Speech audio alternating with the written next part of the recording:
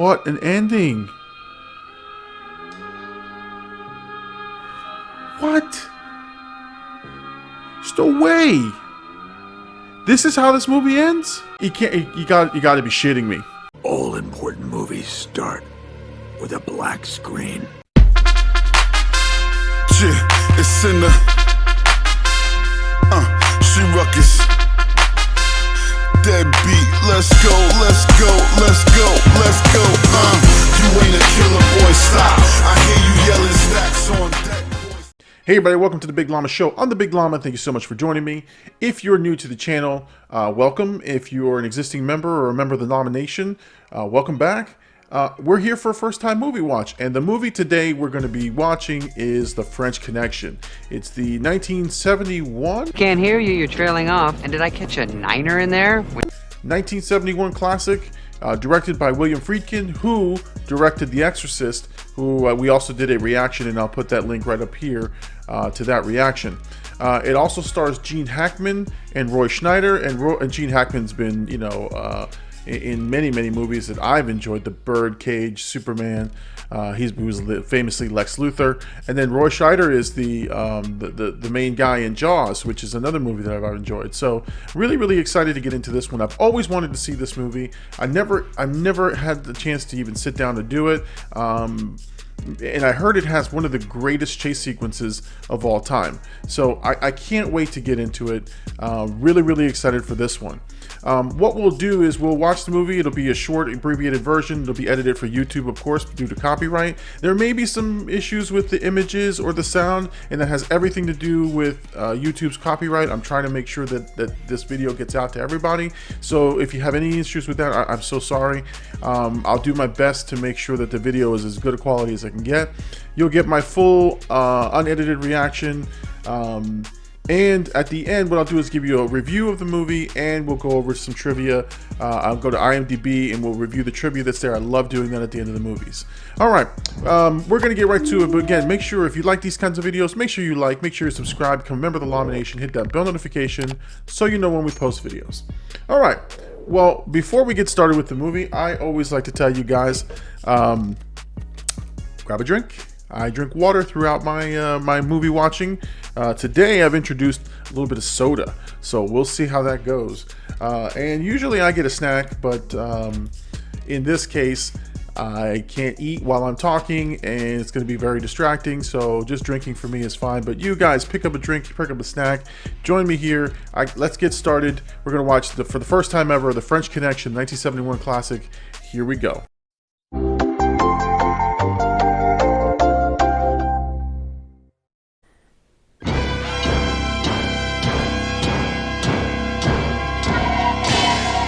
French Connection, here we go. Guess we're meeting the bad guys, I think, first. Oh, we got some shady business happening here. Oh, I know this guy. Where do I know this guy from? You know, there's similar camera work on The Exorcist. You know, I love the... Already I'm loving the way that he's allowing things to just marinate. Nothing has been explained yet. You're just watching actions. Same thing in The Exorcist. There was similar sort of, I called it a slow burn, but it's a slow simmering of the scene. No exposition, no dialogue, no music, just letting the action. Oh. Did he just take the bread? What's going on, Roy? Survey the area. Jimmy, watch it. He's got a knife. I love this camera chase sequence work. Look at this. Yeah, they're getting tired. They are tired. The true foot chase right here. You have to appreciate no jump cuts. No quick, fast-paced click action. This is pure camera work and scene development. Again, I'm not complaining. This is classic movie making. This is figuring out the story. I don't know anything about what's happening right now. I'm assuming that Gene Hackman and Roy Scheider are cops. I'm assuming that. but I don't know what's happening here overseas. But I'm intrigued. I'm wondering what's happening. Doesn't have to be explained to me. I'm sure it'll come up as part of the story. Man, that's the life. That is just a beautiful scene. Alright, so we're building a story with that guy. I'm not sure who that guy is. I'm going to assume that Gene Hackman's the bad cop, or he's got the bad vices. And Roy Scheider's the everyman, everyday cop. That's my guess right now. Okay, they're scoping out these guys right here. Alright, so this guy's definitely got some money. You know, sometimes I've seen with these movies where you show the cop is like all into his work. It's just a miserable life, just to be all about work. And maybe that's all he's got. Keep score. Even the stakeout scene, like, it's just quiet, and it's the ambiance, it's the cars moving. It's great. You know, I always wondered what I know if somebody was tailing me. Like, I've seen a couple of chase movies like this, and where the cops are tailing the suspect. I wonder if I would know if that was happening to me. You think in the movies when you see it, you go, God, they have to know. But, like, would you really know? I don't know. I'd imagine I'd be too oblivious and I probably wouldn't know. And I guess in a city like Brooklyn and like New York, there's so many people walking around. I don't think you notice some people if you see them over and over again. See, like right there, like they cross paths. You wouldn't know that he was coming back around? I don't know. Oh, doing a car switch.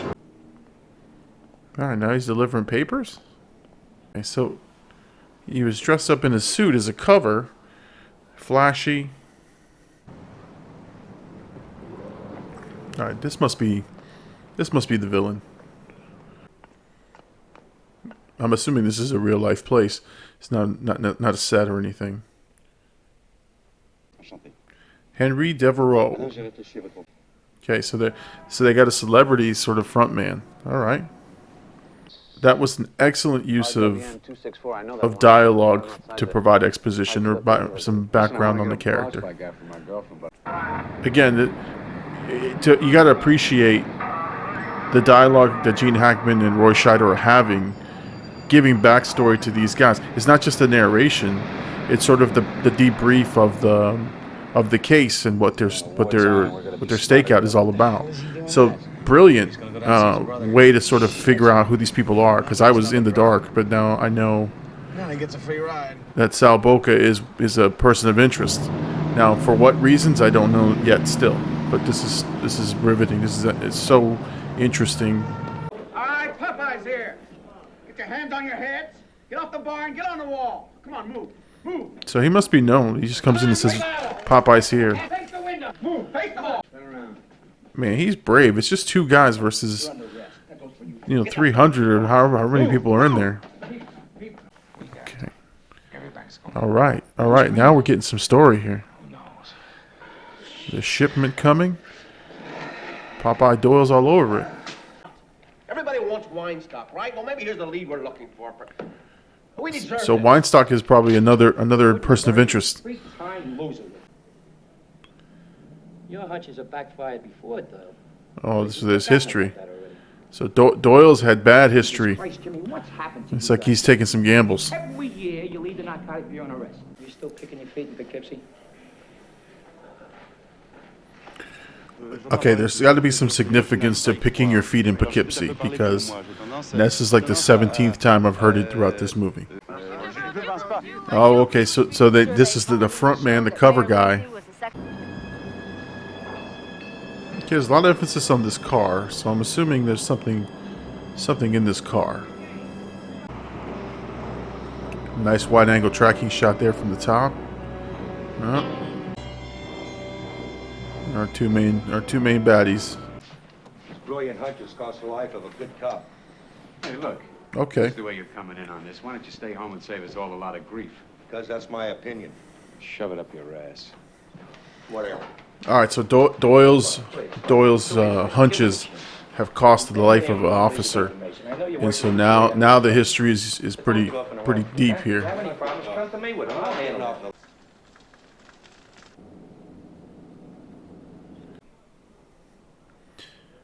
Popeye Doyle, you dirty dog. You dirty, dirty dog. Yeah. Yes. Yeah.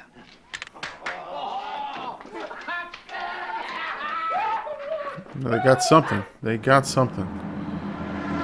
So there's a meetup with Sal at 12 o'clock with this French-sounding dude, which happens to probably be our two baddies. Strictly small potatoes. He's getting too far ahead. You're gonna lose him. Yeah, here we go. You know, this guy knows so much. I hate when in these movies and just in general, somebody joins the party, thinks he knows everything. Oh, they lost him. Okay, Salbuco, where are you going, man? Where's he going? Where's he going? Oh, there they are. There they are. The camera work is phenomenal on these. Just the walking sequences. Now, is that brain of yours starting to hurt? It's finally hit me. Oh my God, 46 minutes in. Why this is called the French Connection. My little llama brain couldn't process it, but it just hit me just now why it's called the French Connection. God, I feel stupid. God, I feel so dumb. All right, all right. I get it. He's from France. The French Connection. Jesus. Took me this long. He's a big dumb animal, isn't he, folks? Is that French onion soup? Oh my God, it's all making sense now. So stupid. He was just eating escargot. He was eating some snails. I'm imagining he's at a French restaurant. The French Connection. The contrast between our villain and the cops, right? They're eating nice, fancy dinner. He's out there in the streets, cold, eating cold pizza and coffee. And this movie is just like one long chase, which is fabulous. So this is just a giant cat and mouse game, and they know that I mean, they're smart. The French guys are smart. It's like heroin. Is he cooking the heroin? What's he doing? Okay, so they've got pure heroin, pure junk, and they're able to flip it. Oh, so he knows. Oh, Weinstock knows that he's been tapped. Okay, so Sal and Weinstock are in on this deal. That's awesome. Pure, and they can flip the heroin. This is some top-notch drug dealing right here. Oh, here we go. I mean, he's chasing him, but what can he do with him? Don't have anything on this guy. Does the French guy know? Oh, I'm sure he does.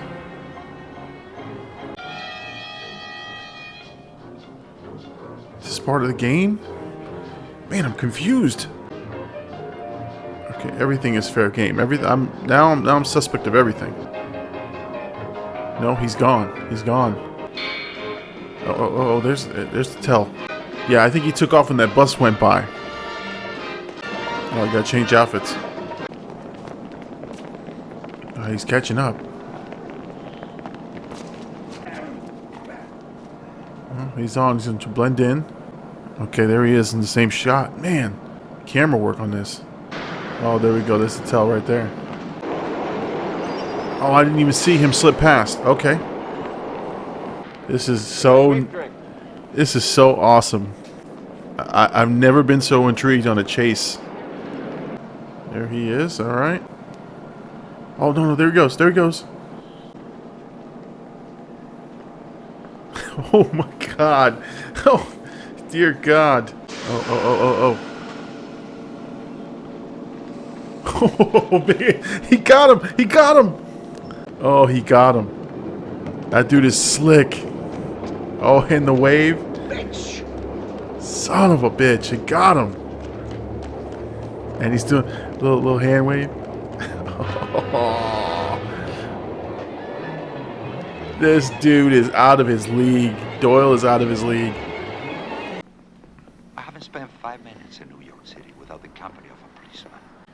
So they know that the police are telling him. So the police think they got the upper hand. These guys already know. Now, this is back in the day, but that's a common buddy cop or cops trope of you're on the case, captain takes you off the case, and then you're going to go rogue. I'm assuming that's what happened. I don't think this is where they copied or they copied it from somebody. I just think that that's been done so many times in cinema that you sort of see that this is what's going to happen. Oh my god. Oh, they went to try to hit him. Oh, the assassin strikes. That is pretty crazy. He brought daylight. This guy's taking out a cop. Man, he missed. The assassin missed. So many places to go. So many places to hide. Oh, there he is. Oh my lord. Oh my god. Is that Gene Hackman driving? I mean, to film this in New York, I'm sure back then there was less traffic, but to film this in New York and have the ability to do these stunt work and these car chase sequences had to be a huge undertaking, or at least a lot of coordination, especially for back in the day. No, dude. Oh, I knew it. I knew it. I knew it. That guy was going to take that dude out any means necessary. I mean, Gene Hackman had to be driving. Looks, these are practical effects. So he has to be driving, or at least with a camera-mounted setup right there. The following and the tracking just builds tension. Get out of the car. Don't get out of the car. Doyle, it's not stopping. More innocent bystanders because this guy's going to shoot his way out of this. Oh. Car took a beat. Yeah, no, this is phenomenal. Oh. He is going all out. Oh, oncoming traffic. Oh. He is not caring about anything right now. Oh, no. Oh. Close one. That was a close one. Almost took out a baby. Oh, that guy's not well. Ooh. You gotta get off that train. Oh no.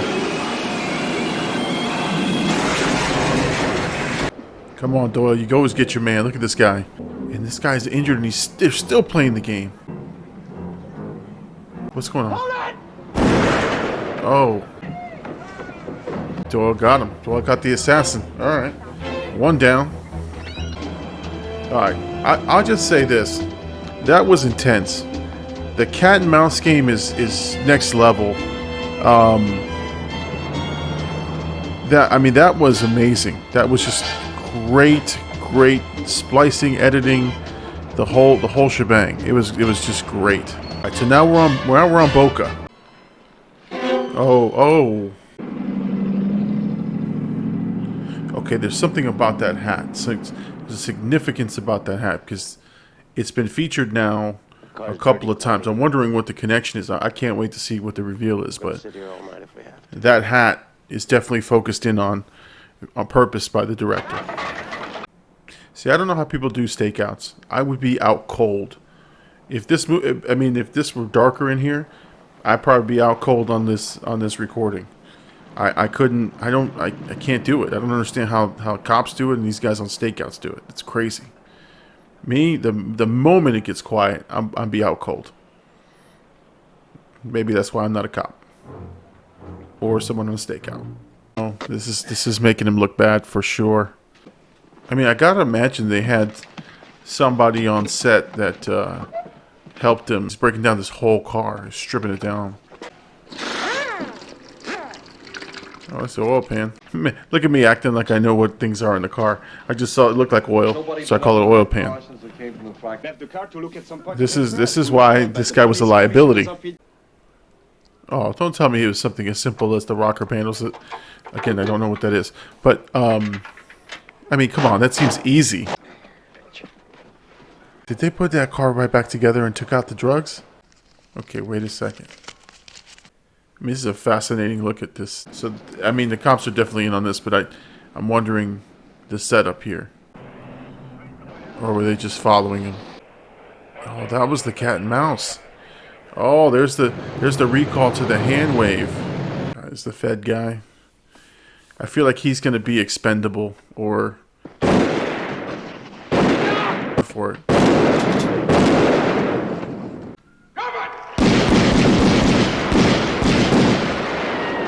Was that the French guy or was that the Fed? Oh, it was the Fed. Oh, I knew it. I knew it. Oh, man, you got the Fed. Oh. Now he's in a world of hurt.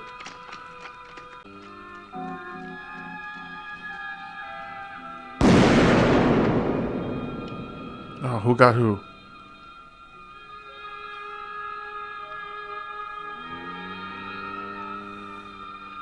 Weinstock was indicted. Okay. Angie Boca was guilty of misdemeanor. Sentence suspended. Guilty of sentence reduced. Oh no! Guilty of conspiracy, served 4 years.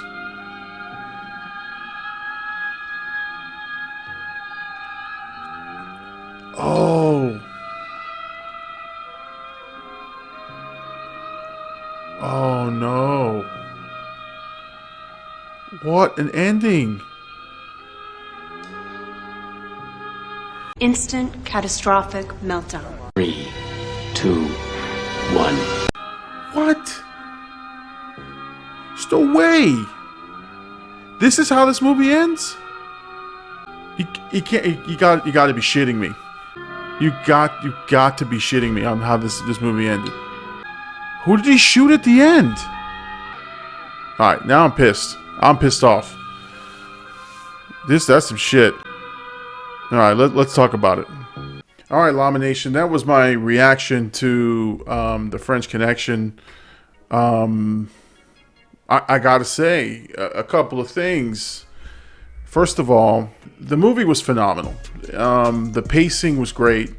The cat and mouse, I said that a couple times in the review. The cat and mouse game was top notch. The chase sequences were amazing. And just the one-upsmanship. The bad guys had the one-up, and then the cops had the one-up, and then what I thought for sure was the ending. I mean, was really just threw me for a loop. First of all, there is a way to make movies, and people don't do it today. And I would say this because this was a phenomenal movie. An hour and 44 minutes of a story that you don't know too much about, especially in the beginning.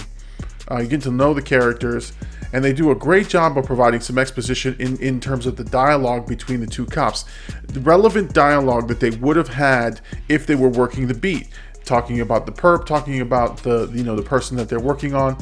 Sal Bucco was introduced in that way. They were talking about his businesses and how he is a small-time player and so on and so forth. So, I mean, that to me was great. Then there was just this cat and mouse game that just kept happening between the French Connection, between the French guys and the cops.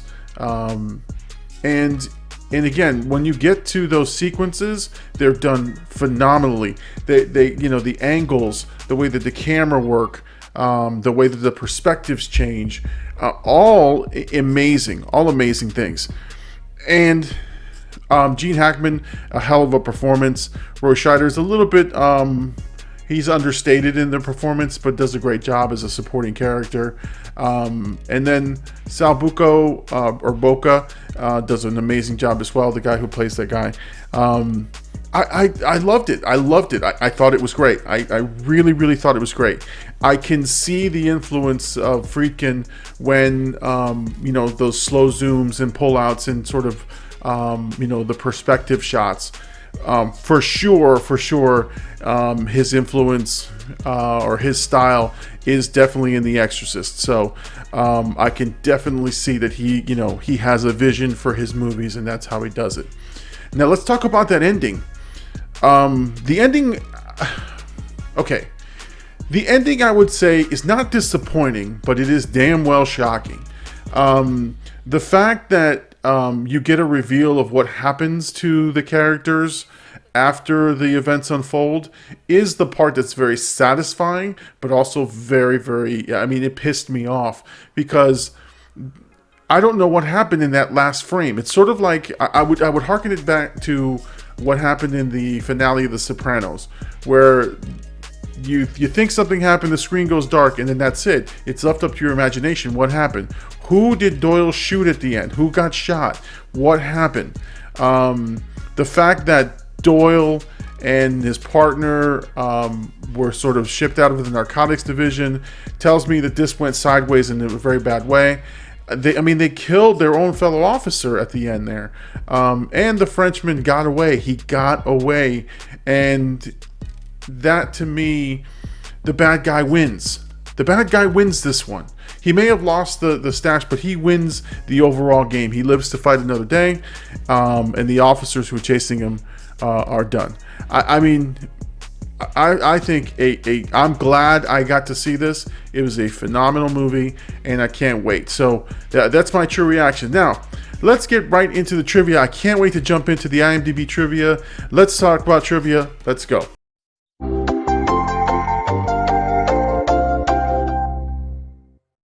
All right, so early on in the movie, there's an early scene where Doyle and Russo, they're chasing down a drug dealer, and it says here that Doyle is dressed in a Santa suit, which I thought was pretty clever.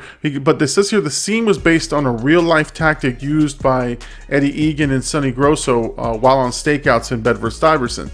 And they discovered that, the undercovers were easy to spot, but they couldn't really spot or suspect a Santa. So that's a pretty good piece of trivia right there. I mean, it's based on real moves, and I would imagine that happens from time to time, that people dress, from law enforcement dress as other types of workers to sort of not be detected. I had said this, there was something significant about the straw hat. And here's a piece of trivia here. It says here, according to William Friedkin, the significance of the straw hat being tossed onto the shelf in the rear window of Doyle and Russo's car was that at the time it was a universal sign in New York City that undercover cop is in the car where on duty. Okay, so that's a real life thing, so that a police officer sort of pulling these people over or seeing them in action don't bust them or don't blow their cover. That's a pretty significant thing. Okay, I talked a lot about the car chase sequence, which I thought was amazing. There's a bit of trivia here for that. It says here, the car chase was filmed without obtaining the proper permits from the city. Okay, there's some I said there had to be a lot of coordination. It says here, members of the New York Police Department's tactical force helped control traffic, but most of the control was achieved by the assistant director with the help of some off-duty New York police officers, many of whom had involved in the actual chase. The assistant director, under the supervision of Terrence Donnelly, cleared the traffic for approximately 5 blocks in each direction. Permission was given to literally control the traffic signals on those streets where they ran those chase cars.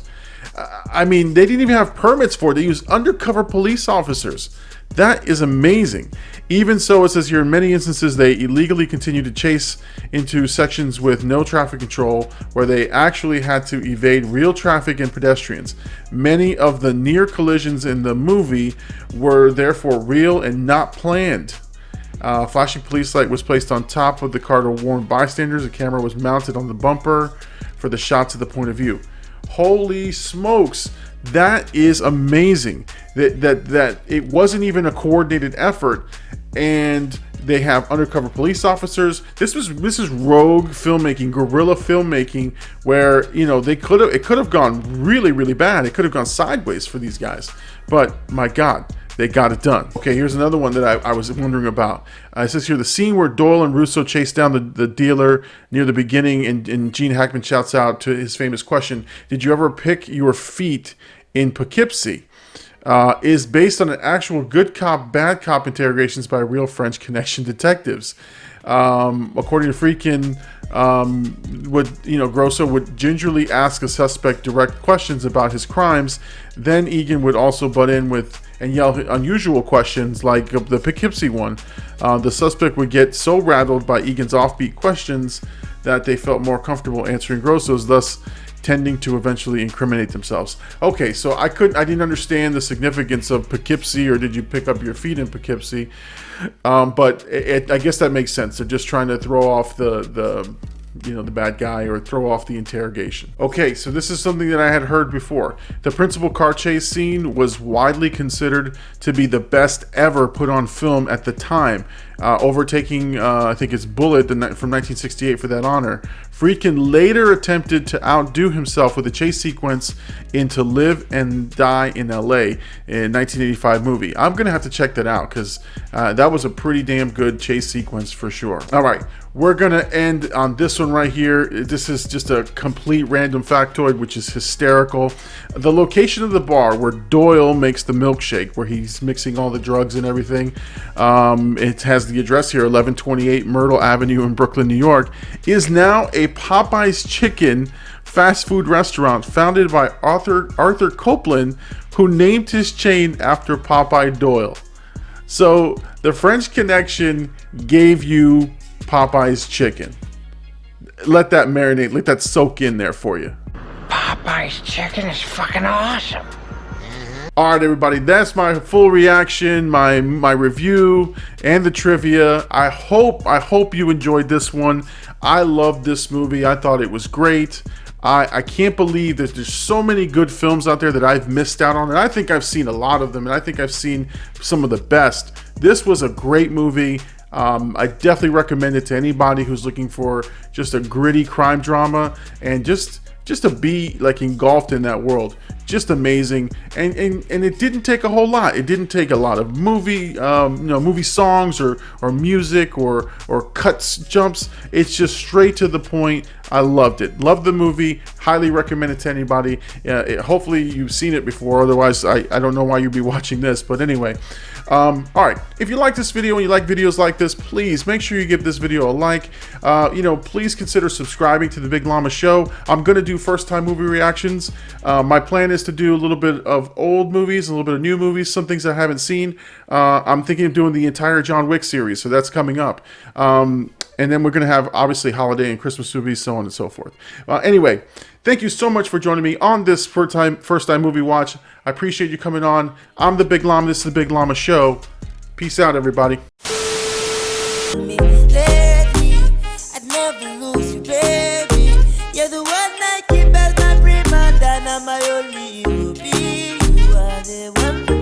Yeah, I tell her, baby, you're the one for me. Never two unless you telling me you feel it too.